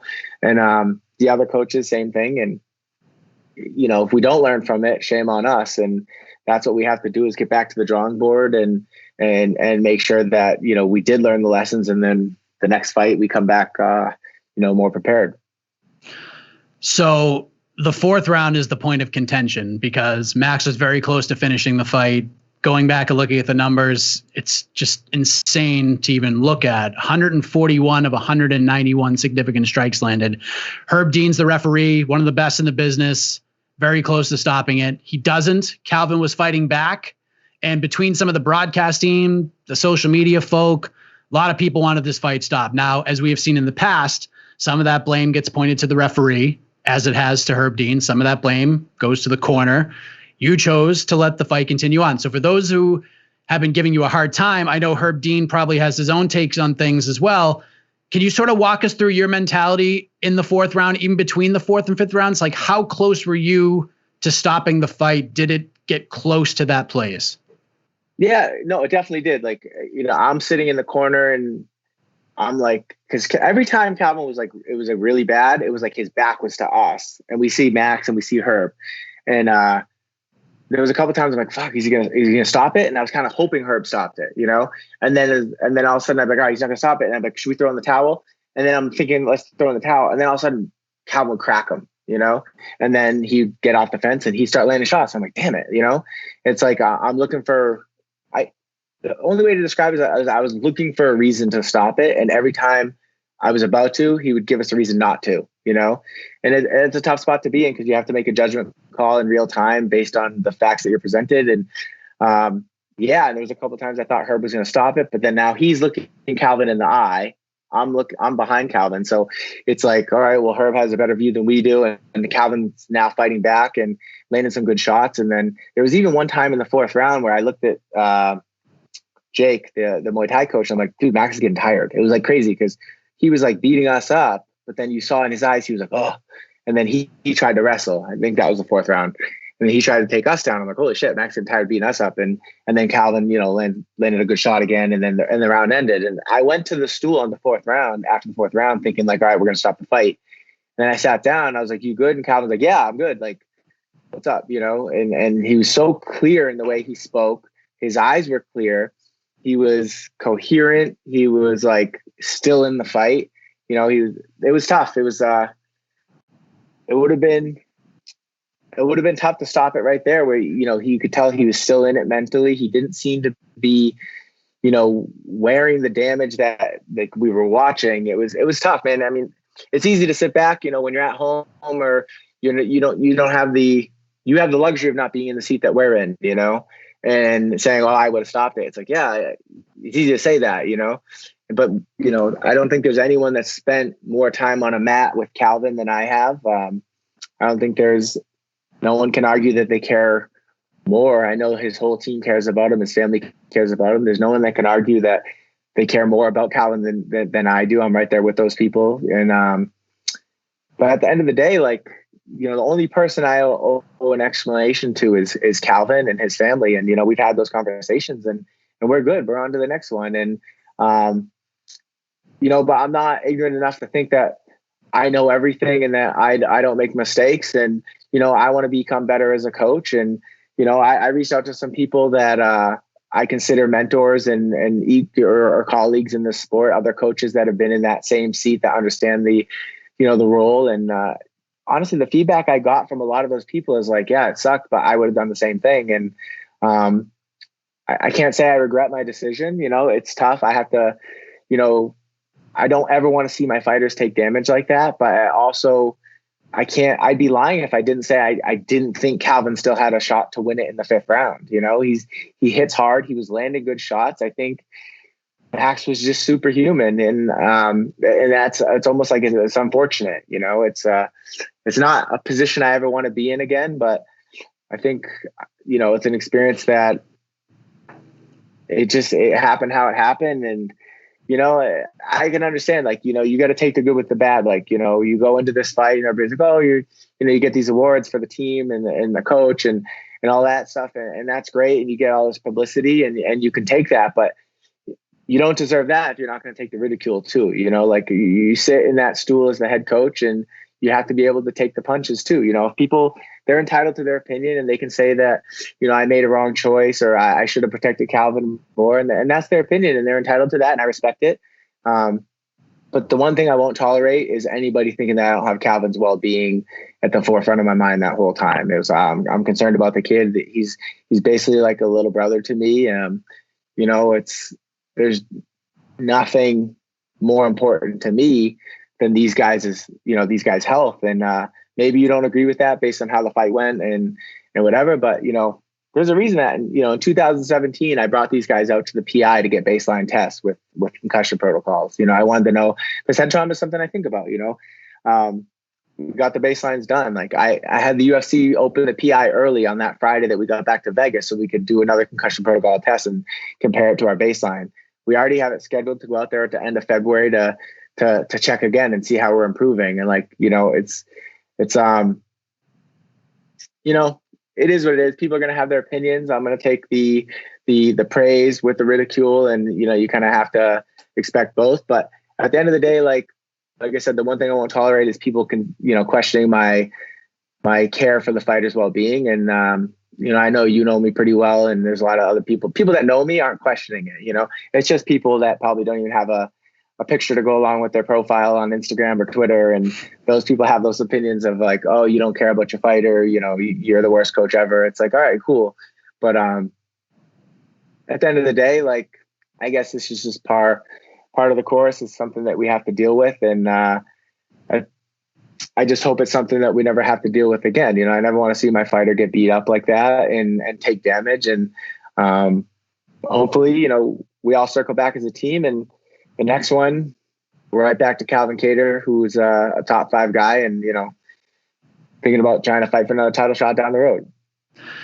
I'll have you know that on our preview show, I picked Kattar and I put a Patriots hat on and it was like the draft. And after the fight was over, I get a DM on Instagram and it's from someone probably the way you're describing, told me to go drink battery acid and get off the New England cattle because they ain't going nowhere. And I couldn't hit block fast. I'm like, what? I'm just making an opinion on a fight. Like, it's not a big deal. Like, it is what it is. I am curious about one thing because, we've seen these situations before. And I think you and I, when we talked on the phone yesterday about it, I brought this up to you. Anthony Smith against Glover Teixeira, that was a huge thing of contention too. Like, the referee didn't stop the fight. Mark Montoya, his coaching staff, James Krause, they didn't stop the fight. And they took a beating for that. But Anthony Smith did some interviews after the fact and he said, I will never let them stop the fight. I already told them that if they stop the fight, like, they're done. They'll never, ever corner me again. We've already had that discussion. So I'm curious, have you and Calvin or you and Rob or any of your teammates, have you guys ever had that conversation? Like, if we get into this position, do what you want to do or don't stop the fight. Like, have you had those discussions before? No, I think it's more of like I know that Calvin and Rob trust me, and it's not something we have to necessarily talk about. And to be honest, like, if those guys ever told me like, hey, I'll fire you if you stop a fight, if I felt like, all right, this guy's going to get seriously hurt right now, or he's taking too much, whatever, like, even if I knew that, I probably still would be willing to stop the fight and lose my job. It's tough, you know. It's not a good space to be in. It's not a good spot to be in. I know everybody thinks that, like, you know, somehow we should be held to some superhuman standard of like, no, I'm not a doctor, you know, like I've fought, you know, there's no coaching seminars on like when the point is or when you should stop something or not stop something. It's a gut feeling. My gut in that situation told me that Calvin, he was still in the fight. He still had a chance to win. The doctor came over, looked at him. Herb was watching. He had a better view than I did. Like, and that's not blaming Herb, but he's got a tough job too. Like, but like factoring everything in when he's sitting on the stool in that fourth round, my gut said he's still in the fight. And I stick by that decision, you know, like hate me for it or whatever, but me and Calvin have had those conversations and we're good with it. And we move on to the next one. And that's really all there is to it. What's so interesting about the numbers to this fight, you know, Max's numbers are out there for everybody to see and everyone's talking about them, but Calvin broke his own significant strike record in that fight too. And against most opponents on most nights, that's usually a win for Calvin Kattar. So I am wondering, I know how competitive Calvin is, and he's a New England guy, and we're all competitive. We're playing Madden freaking 97 and lose. We're pissed about it. Calvin's stock, despite the result, actually rose in the eyes of the fans, media, his peers, etc. So, and people put him on this like all-time tough team. He's first team in my eyes, but has Calvin been able to find any silver linings in those 25 minutes because he is such a competitive guy, or is he just like, this fight sucked, I don't even want to think about it anymore? I think he just wants to move on to the next one. And I think that's what's going to make the time off so hard, is that, you know, he just wants to learn from it and move on. You know, we're going to make some changes. We're going to try to fill some holes. We're going to try to kind of evolve as a fighter, evolve as a team, I'll evolve as a coach, and move on to the next one. But I think there's something to be said when you feel that level that Max fought. And I honestly don't think anyone else that's ever been there with Max can say that they felt that level, because I think kudos to Max and his team. I think that's the best he's ever looked.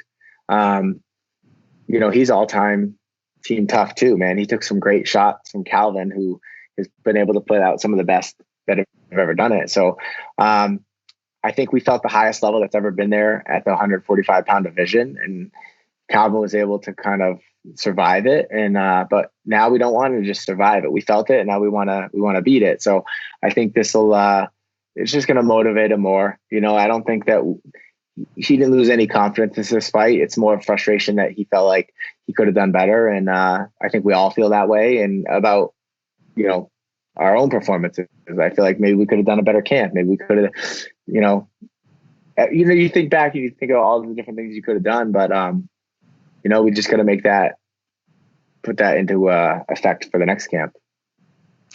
Couple quick things on this, and then we'll move on to some other stuff. I'm sure you've seen it by now, but the UFC did release a video this week. Dana White was reacting to the fight, wanting the fight to be stopped. He even said something to the effect of like, this reminds me of fights where a competitor walks to the back and he dies. And it's just, this thing is blown up and it's all over the place. And, you know, within that video, he's telling his staff, like, he's not talking to anybody, get him out of here, get him straight to the hospital. Did you see this video? And if so, how did you react to it?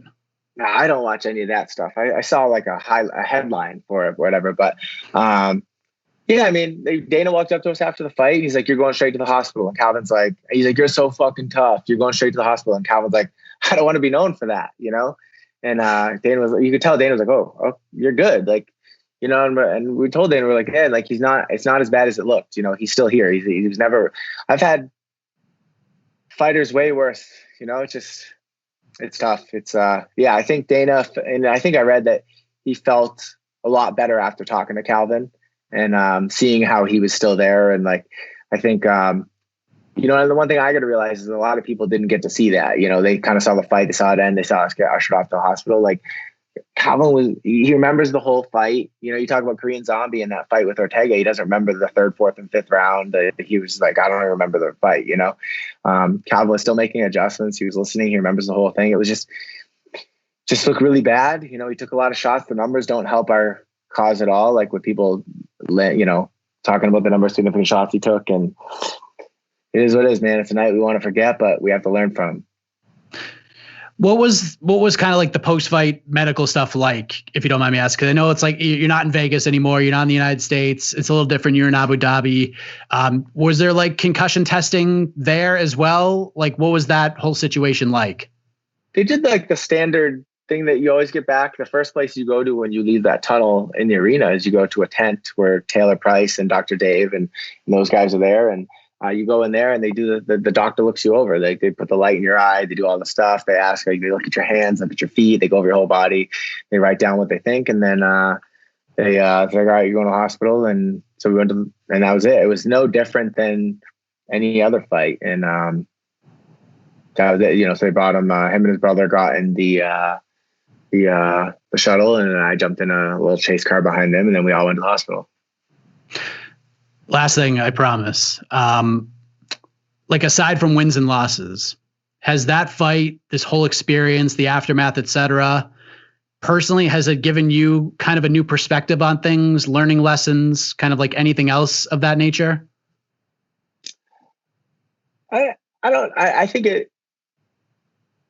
know. I think anytime you lose, you're forced to like reevaluate the process and, what you can do better and to kind of self-reflect. And I definitely think there's looking at how that fight went and seeing it and then seeing the whole thing. It's definitely like thinking, okay, like now's our time to like, let's fix this. We've been able to get away with X, Y, or Z. That's not going to happen anymore. So, it's forced me to really think of like, all right, how can we get back in the lab with Calvin and bring him to that next level? And, like I don't have the answers to every question. No one does. So I'll lean on like, my instincts, my gut, and then also other coaches that I trust that I think will always, be mentors to me and see what they think. And then we'll try to come up with something to, bring, like Max said in this tweet, with Calvin Kattar 2.0, he's going to come out in the next fight, and we got to figure out how to back into that.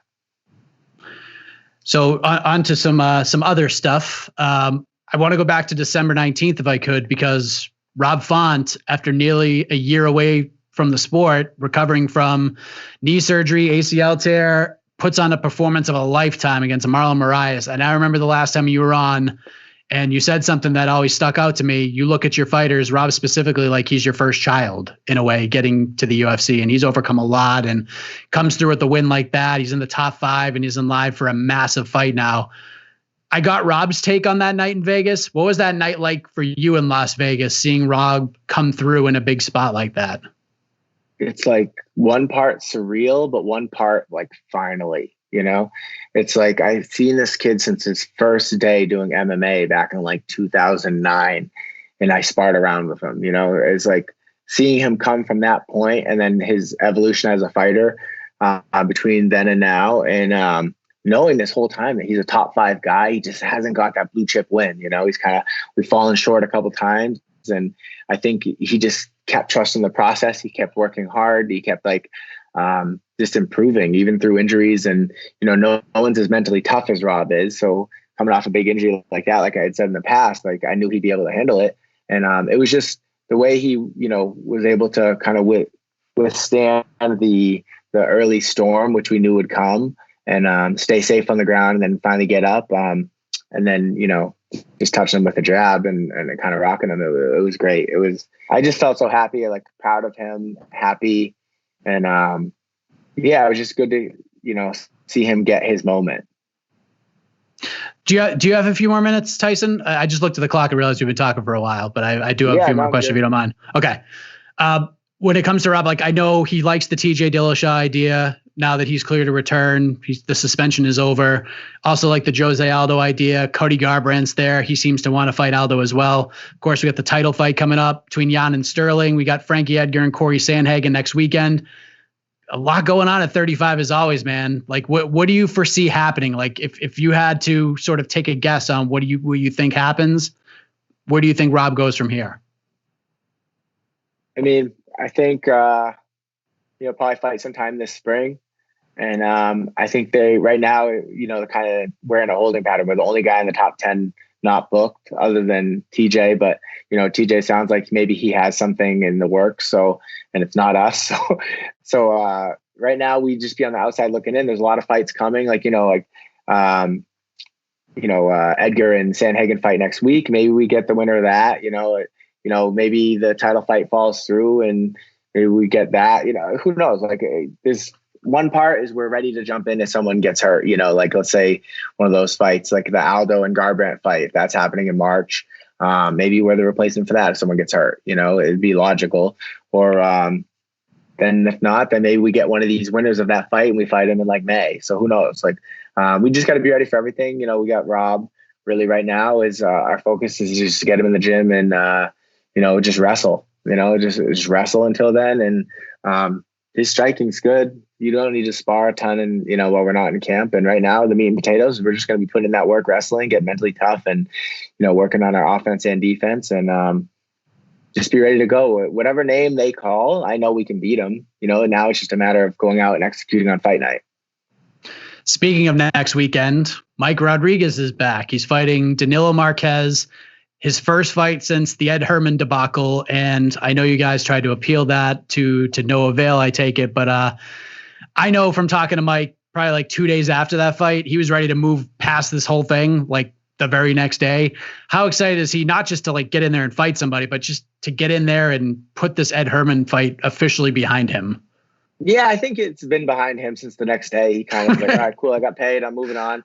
And then we'll handle the business side of it. And our whole point of the appealing it wasn't necessarily to win the appeal. It was to like put a foot down and say like, listen, like this type of crap is not acceptable. And then you saw the next week they had instant replay in use with like a light and all this stuff. So it worked, like right. we put our foot down. We put up enough of a stink to get the rule changed and get them finally admit that they can use replay. They just were kind of hiding behind the old rule saying they didn't have to. And, so I think there was there's a silver lining in it all is that, Mike still got paid.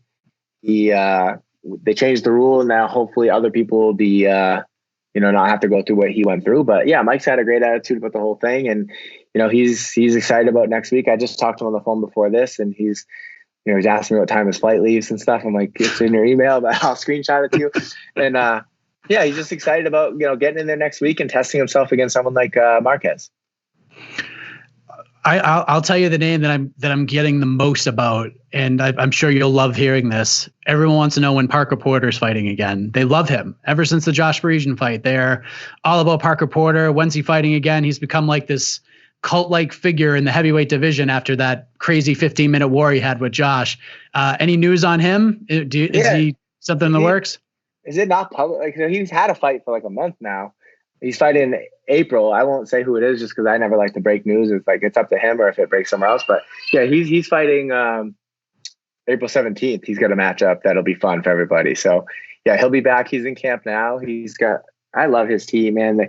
He's got Kia and freaking Dan and William Knight's coach at Thornton, and he trains with William. And those guys they're just a riot, dude. I'm on a group text with those guys. I love them. They're just so appreciative of everything. Like they're happy, like they're just enjoying this journey. It's cool seeing them. Like, man, that was one of my bucket list moments. Seeing Parker get a win against Josh in the UFC, and like, regardless of whatever happens the rest of his career, is like just me being able to be a part of his first win in the UFC, because I think a lot of people started to think he would never get to the UFC, and then he loses that first fight. And it's like, oh, maybe he's not there, But it's like he went, and Josh is no joke. Josh beat Greg Rebello, who's like one of the best heavyweights to ever come out of New England, and yeah, I mean, it was awesome seeing him get that win. I'm excited about the next fight, and I just enjoy every interaction I have with Josh and his whole team.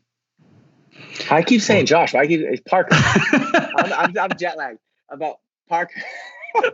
I swear I'm not stupid. Yeah. So, but no, his team's awesome. I'm excited about like them getting back in there, and I always get it's just fun to deal with them the whole time, especially Kia, the wrestling coach. He's a freaking riot. April 17th is going to be a busy day for me, my man. It's my son's 8th birthday. Parker Porter's fighting on April 17th, and Ben Askren's fighting Jake Paul on April 17th. What a crazy day. I saw a rumor online that might be like a Singapore card or something. Like, I hope not. They're saying the 17th or the 24th could end up being overseas because that's the Wei Lee fight or whatever. Maybe. I don't know. There's I don't know. That could be over in Asia somewhere. I'm hoping that Parker. I hope it's in Vegas. I don't think It might be the 20, maybe the 24th. I don't think the 7th, because I think the headliner is locked in with Whitaker and Costa. So I don't think they're going to add anything else to that. So I think you might be okay. I don't know if it's going to be in Vegas. I don't know if it's going to be somewhere else, but I don't know. From everything I'm hearing, I don't think it's the 17th. So we'll see what happens with that. So maybe we'll get Calvin to fight in Vegas for his next one, for God's sake. Yeah, all the kid wants to do is fight in Vegas, and we've had like 3 fights booked in Vegas, and they get moved to somewhere else. So, yeah, he just wants that Vegas fight, whether there's fans or not. He just always wanted to fight in Vegas, and he's jealous because Rob's fought in Vegas like 7 times, and Calvin just can't get it. So maybe the next one. There you go. Last thing, Tyson, before we put a bow on all of this, and seriously, I can't thank you enough for the time. What's the message for the cartelomaniacs out there who continue to stand by you guys through all of this, through the ups and downs, and even for the naysayers in the community who may not be on the same page as you when it comes to everything that happened on January 16th? Anything else you maybe want to get off your chest that you weren't able to do already? Oh, man, this is what have you done for me lately sport? There's the fair weather fans, there's bandwagoners. It is what it is. Like, we have a bunch of originals that support everything we do and believe in us, and those are the people we care about. Everybody's going to have their opinion, I would just say, MMA is a fickle sport. Look at everybody wrote Ortega off 2 years ago, and now look, he's fighting for a title. So don't sleep on us. My belief in Calvin and this team hasn't wavered at all after that fight. That's MMA. You're gonna win some, you're gonna lose some, and at this point, the cartel has shifted to Calvin recovering and Rob Font's next fight. So we're not really trying to dwell on the past, and we appreciate all the people who are supporting us and appreciate what we're doing, and the positive messages drastically outweigh anything negative that we've received. So you just focus on that, and just keep watching, because we're not done yet. Does Tom Brady do it again? I hope so, man. It's New England Buccaneers down there. I'm cheering for him. I'm not one of those haters. I'm not like, oh, screw you left us. It's like, I appreciate everything you did. He gave me 6 Super Bowls, and a lot of fun playoff games and regular season games, and moments that I'll remember, being able to watch Super Bowls with my dad and stuff like that. Like, those are, memories that all of us New Englanders will have. And I think if your take is screw you now because you're not with me, that's sad. The guy did bring you 6 Super Bowls and probably a lot of positive memories that you're going to have the rest of your life. And I feel like we owe him, we owe him to at least cheer for him, next week when he goes for that number 7. I agree. Plus the Patriots treated him like dog crap the last couple of years anyway. So what else? I mean, he didn't have to do anything else. New challenges, you move on, and I have no problem with that. But Tyson, you're the man. I appreciate the candor, appreciate everything. Like I said at the beginning, I'm sure there's a million other things you'd rather be talking about, but hopefully this answers everyone's questions. And it was honestly, I just wanted to hear your side of things. I think it was only fair, but thanks again, man. Tyson, you're a legend. All the best to you, my friend. Thanks, buddy. You're listening to the Vox Media Podcast Network.